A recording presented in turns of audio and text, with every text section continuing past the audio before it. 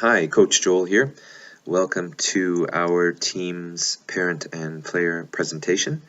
This video presentation has been arranged so that anyone who was not able to attend the meeting in person to see it firsthand can now do so.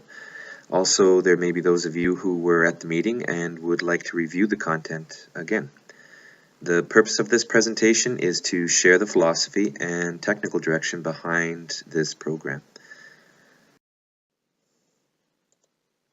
Here are the things I'd like to talk to you about today. It's a chance to meet me and hear an overview of my coaching philosophy and how that will shape the direction of the program. Also, if you do have questions, then please feel free to give me a call to discuss. Since we're going to be spending so much time together, I figured it wouldn't seem too weird if I introduced you to my family. This is my wife, Kristen, and our son, Blake. He's almost 3. And according to the doc, you'll get to meet another new addition to the family come the end of May. I'm a proud Canadian and I am passionate about my soccer. So needless to say, I am a supporter of Canadian soccer through all the ups and downs. In 1986, I watched the first ever Canadian men's national team go to a World Cup. The first Women's World Cup was still a few years away at that time. I started coaching a year after that. It was by complete accident. I got invited by a friend one August evening to come out and help him run a practice for a team. This team had an adult coach, but she didn't really know that much about the game. He came to me that night because the person who usually went with him, the guy in the red tie in the photo with me, wasn't able to go that night. I went there that night because I was bored. I was completely indifferent towards coaching. I left the session on fire. The coaching bug had bitten me good. A year later, I watched a good portion of that same men's national team lose to Guatemala in qualifying for the 1990 World Cup. There was no way, I told myself at the time, we should lose to a third world country in anything. So that day I made a vow. I promised I would do whatever I could to help improve soccer in this country. And I've been doing that for almost 30 years now. Along the way, I did a teaching degree and I did a master's degree in coaching, and I've pretty much always worked for soccer. But currently, I own my own consulting company along with my wife. We offer athlete, coach, and program development services to youth sport organizations who are looking to realize their full potential. Over the last 10 years, and prior to that, I worked with the Ontario Soccer Association. I was part of the technical department and hired to help roll out long-term player development, or LTPD, across Ontario, as well as I helped in the design and delivery of plans for the initial OPDL season. Before that, I worked at the Prince George Youth Soccer Association as the technical director, way up in northern BC. And before that, I worked as the technical director for the Canada Soccer Club in Ottawa, which is now known as the West Ottawa Soccer Club, a member along with Kleinburgh in the OPDL. I've been very fortunate. I found something I absolutely love to do, and for the last 25 years, I've been able to find people willing to pay me to do it. I truly am blessed. Okay, enough of that. Let's talk about the people that are the reasons we're all here together, and that is, of course, the girls. Shortly, they'll become teenagers. And I think it's a fairly safe thing to say that all teenagers at some point in time feel like the world is against them and that they don't have much control over things. I think we should all be striving to provide adolescents with an environment where they feel that they can take ownership of their decisions and help to direct what's happening to them. Another thing to consider is that learning is a part of life, so it goes without saying that learning can feel like it is something that just happens to you as well. Growing up, this is what learning looked like for me. The students sitting lined up in rows, facing the front, listening to the teacher talk. Maybe it has or does still look like this for the girls too. I hope not. As such, sport for me growing up borrowed heavily from teaching. The players sitting, the coaches at the front telling them what to do and when to do it. And in many ways, that is still what's happening today for the girls. And something else to consider is what soccer coaches and team sport coaches generally tend to do. We instruct the group, but expect individual player development results to occur. When you measure learner performance through group instruction, you get something that looks like this, a bell curve. That means that the majority of players, about 12 in our case, achieve average learning results. They show they've learned more than what they knew when they started.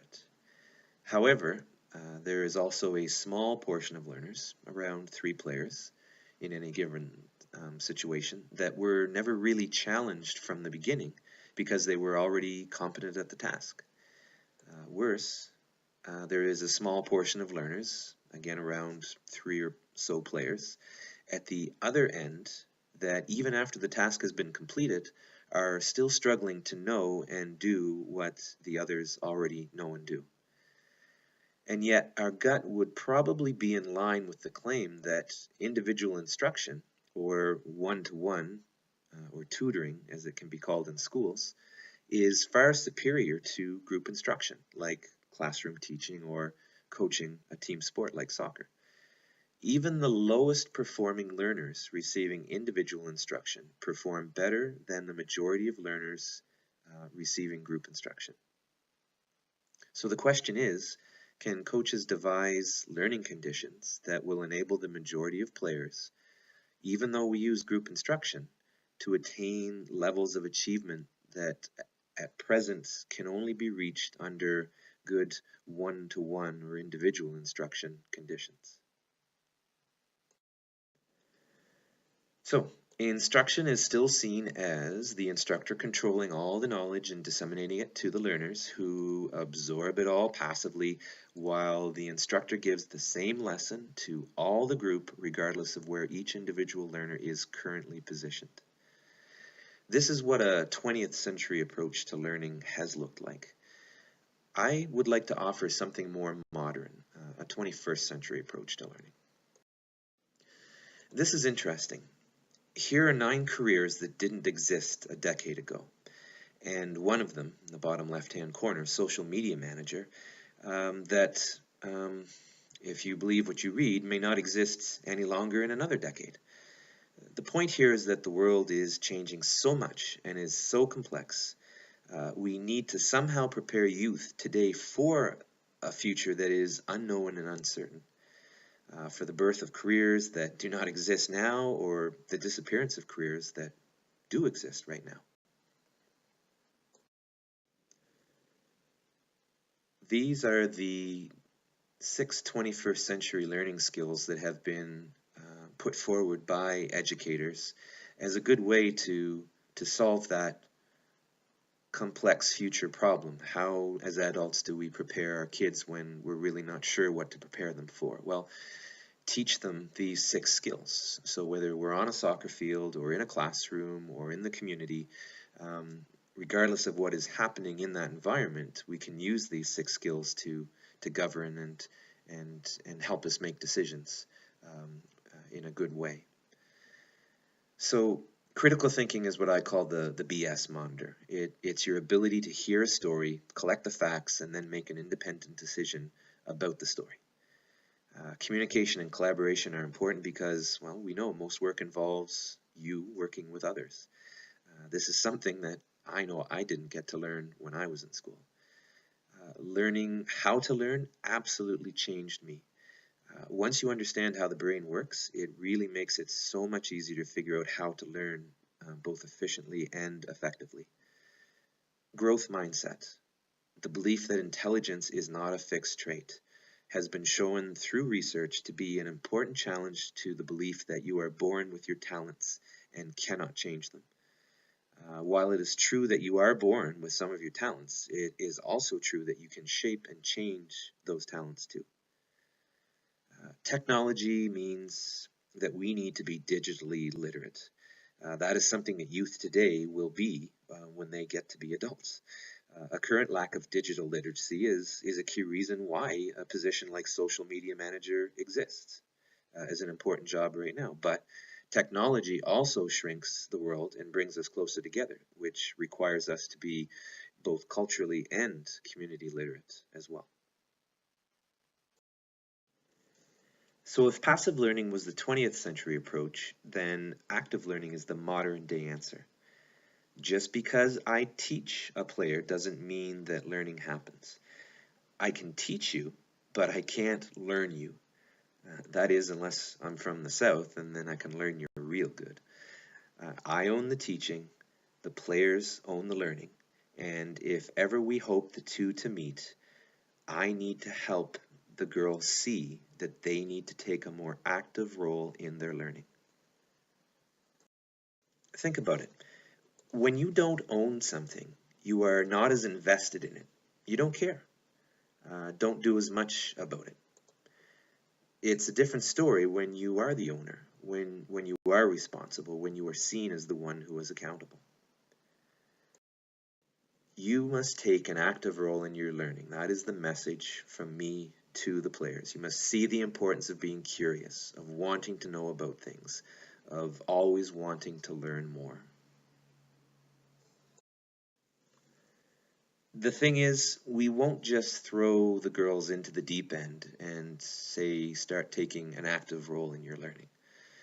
We realize that they may still have been conditioned in some of the 20th century methods, and so we will try to progress gradually but quickly towards a 20th century way.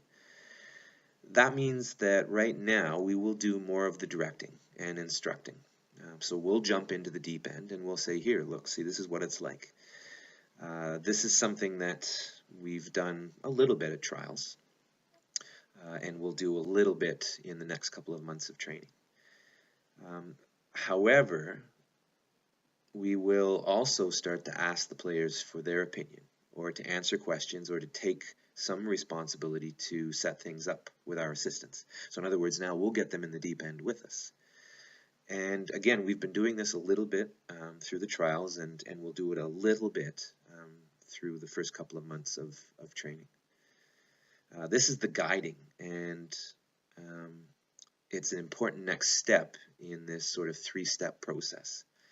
The third step finally being we will get out of the pool and we'll let the girls stay in the deep end by themselves. We'll give them the opportunity to make a significant amount of the decisions about how the program runs, what they do in games and in training. Therefore, we move from players being dependent completely on us as the sole resource and source of knowledge, to the point where the coach is the guide on the side and not the sage on the stage, and then finally to the point where we hope the players will be self-directed and independent learners. So that's how they'll learn. What they'll learn is driven by a four-corner approach to development. It's holistic because it's not just about the soccer field and the soccer player, but about the person off the field as well. So the four corners are, of course, technical, tactical, physical, which isn't aggressive physical, but things like speed, strength, endurance, flexibility. Cognitive, which refers to your thinking and learning abilities, and social, emotional. I don't want to go into great detail on the technical, tactical plan and these four corners. It's something I'm happy to tell you more about if you are so inclined. What I want to say to start off is to make an analogy that the girls are their creators, they're artists, and the product that they create and put out on the field each week should be entertaining. Entertaining would mean being the more sporting team, working hard, and being exciting in their play. So trying to attack and score goals, regardless of the outcome, win or loss, win or lose. Those elements then drive the specifics of how the players will learn to attack and defend. The physical corner is all about adaptability. We tend to call kids that are very athletically adaptable coordinated or even talented. The more physically adaptable the players are, the more chance they have of success in any sport. The cognitive corner is all about the skills of 21st century learning, which we've already covered. And the social emotional corner is probably the most important one of all, but also the most overlooked. Yet it contains the things that we say sport has so much power and ability to teach kids. That includes understanding yourself and your feelings and your triggers, understanding others and being empathetic, learning how to control and manage your emotions, learning how to have functioning relationships with others even when you don't necessarily like them or agree with them, and finally the ability to make good decisions that evolve from experiences with the cycle of choice and consequence. This great educational researcher, Ben Bloom, believed in something that I have lived very personally. Dr. Bloom is also the individual who first did the research to show that tutoring is far superior to group instruction. So my personal story here is that in grade 10 I got put into what was called all-year math. It was regular math, but instead of being only one semester, it was stretched out over the entire year. Prior to that, my math marks were always very dodgy, 50s, 60s usually. At the end of that course, my math marks were consistently in the high 80s. Grade 11 came around and I went back into the regular one semester math, and back down the tubes went my grades. Going into that all-year math course, I did have the basics, and in that course I had quality instruction. Most importantly, what I got that I didn't have before was the time that I needed to be successful. And with that time, I was able to show myself that I wasn't stupid when it came to math. I just needed more time than other students. So with that said, I'm about to say what I think is the most important thing in this presentation, but also probably the most perplexing bit. The goal is to give everyone fair treatment in a team environment, absolutely. But fair does not mean equal. So the fairest thing I can do for these girls is to treat them all differently. Think about it. They have or will get selected to this team because they are all supposedly similar to one another in gender, age, and ability. And for me, the only agreeable similarity is gender. Yeah, they're all girls. Age? Sure, they're all born either in 02 or 03, but look at the differences between them physically. There's early matures, there's late matures, and that's just what we can see. There's also differences between each of them cognitively, emotionally, and socially. Ability? Well, again, they're supposed to be equal there as well, which is why they're in this program, but they aren't. Each of them has strengths and weaknesses that need to be addressed in order for them to help the team perform well. So as much as we need them to perform well in a group, we have to address each player individually in order to make sure they can help the group the best. So what we want is personalized learning. And personalized learning is both individualized and differentiated. Individualized means that it's tailored to each player's specific learning needs, and differentiated means that it's delivered in ways that make it engaging and therefore meaningful to the players. I will differentiate by getting the players to take an increasingly active role in their learning and finding ways of presenting content that motivates and engages them. That's easier said than done. The less hard thing, but still hard to do, is I will individualize by holding regular conferences with you and your daughter. From those conferences, I will create for you and your daughter an individualized performance plan that lays out targets that we have mutually agreed are important for your daughter to work on, improve, and then eventually celebrate. The way I plan on doing this is by using both my iPad and my iPhone as much as possible to collect what get called artifacts that represent example of your daughter's work towards the improvement of her targets. Those clips, those artifacts, I can then put into a personal digital portfolio for your daughter, and at future conferences share those clips and pieces of work with you to show you and her how her progress is going.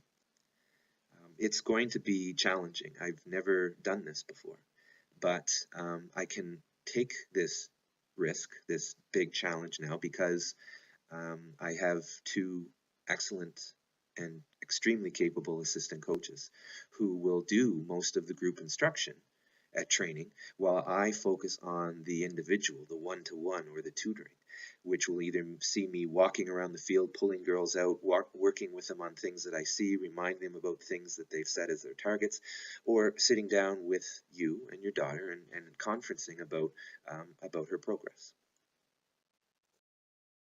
So that's what I'm going to try to do. And at this point, I have something I'd like you to try to do. It's a call to action. Let soccer, which I think to this point has been sitting at the kids' table, join the adult table. In other words, give soccer similar treatment to school. Soccer is about to take a significantly more important role in your lives. You're about to make a really big investment. The value you will gain from that investment will show itself if you allow soccer to join the adult table. I'm not suggesting that you put soccer at the head of the table, but I believe it's now become an important enough topic that it does belong at the same table as school. And that means, like school, the only way real, impactful, long-lasting learning can occur is if there's a commitment to working on soccer, not only at the field, but also at home. So the girls will have soccer projects. I don't want to call it soccer homework or homework, but soccer projects that will be part of their IPPs and part of them achieving their short, medium, and long range targets. And as part of this commitment, I want to appeal to you that this can only work if the three of us are committed to learning together. Without that involvement, there can be no genuine understanding of this program. However, I realize that understanding is not agreement. And while I hope we can agree on most things, I'm not expecting 100% agreement. What I do expect is that if you do not agree, that you have at least taken the time to understand in detail the perspective that is being presented as part of this program. Disagreement without understanding is unfair contention of the issues at hand. In that vein, as part of your call to action then, here is some family homework for you to complete. Parent and child need to read this article, which we will send you, and we'd like you to sit down and discuss it together. So whether you read it individually and then come together to discuss it, or you read it together and discuss it together. It's interesting to note that the author, Dr. Judy Willis, is a former neuroscientist of 20 years, turned middle school teacher. So there's really no one more appropriate to take the gobbledygook that's neuroscience and explain it in a practical way for regular folks like you and I to understand and learn from. And she gives excellent examples of what the players and parents and coaches can do to take advantage of what we now know and understand about how our brain works. And so when you're discussing this, what I'd like you to talk about is, what things did you know? When you read it, you go, okay, yeah, I knew that already. What things did you learn? So you read it and you go, oh, wow, that's cool. I didn't know that before. And sort of following on the heels of that one, then what are you curious about? So what things do you want to know more about when it comes to learning about learning. And what I'm going to do is I'm going to ask the girls about these three things. What did they know? What did they learn? And what are they curious about when we get together next Thursday at our player meeting?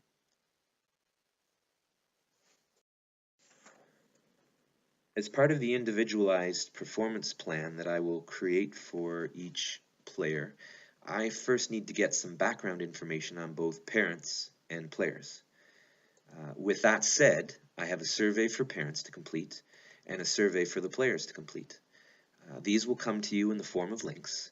When you start the survey, you really do need to finish it all at the same time in order to ensure that it saves correctly and I can read the results. The parent survey should be easy to start and finish within a 15 or 20-minute period. The player survey may take 30 to 40 minutes depending on how thoughtful the players are with their answers. There's 30 questions there. For that reason, I will also send to you PDFs with the questions from the parent survey and from the player survey.